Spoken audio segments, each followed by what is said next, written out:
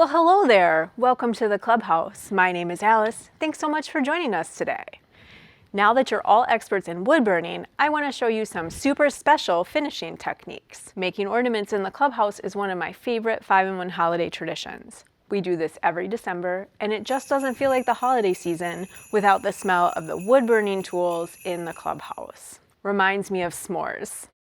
Speaking of chocolate, freshen up your hot cocoa, give it a little kick if you want, and get ready to show your commitment to sparkle motion. Woo, glitter glue. Haha, that's right. Okay, so your wood burning ornament kit has everything you need, but if you got excited and ate all your paste and glitter, you'll need the following things. So a wood burning tool, wood shapes, graphite paper, pencil, sandpaper, watercolors, glitter glue, paint brushes, metallic paint pen, ribbon, and scissors. So you can see I have here some of my favorite ornaments we've made over the years. We love Mr. T. I've been put in charge of arts and crafts. This one doesn't even need any sparkle to be completely awesome. And if you got our kit, you've got what you need to trace him. I love this one made with tons of cross hatching. That's a really fun technique to practice and get some great shading.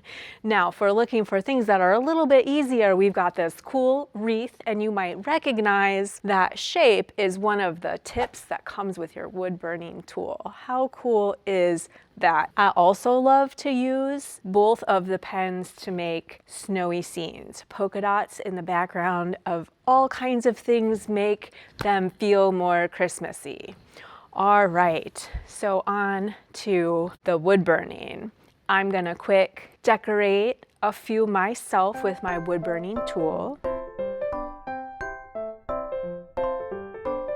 So once you've gotten all the wood burning lines and hash marks and shading done, grab your watercolors to add some color to your design. Get some base layers of color down, and then we'll get into the fancifuls. So for a more intense color, you'll want to build up layers of paint, letting that paint dry in between each layer. One thing that I really love to do is add water to the paint while it's on my ornament and let those colors lighten and blend. This technique is called wet on wet. Now on ornaments, I also like to add a layer of glitter glue at the end. Glitter glue! Because what's an ornament without some sparkle? Next, I'll use a dry brush to spread it out. Not enough glitter, let it dry, and add another layer. You can draw lines with the glitter glue as well. It will look like puff paint, but just to warn you, it does dry flat. Now, the great thing about using glitter in glue form is that it stays where you put it instead of rubbing off on everything it touches. You'll also find a metal paint pen in your kit. You can use this to add gold highlights to your ornament and to sign and date the back. You can also use your wood burning tool for this, of course.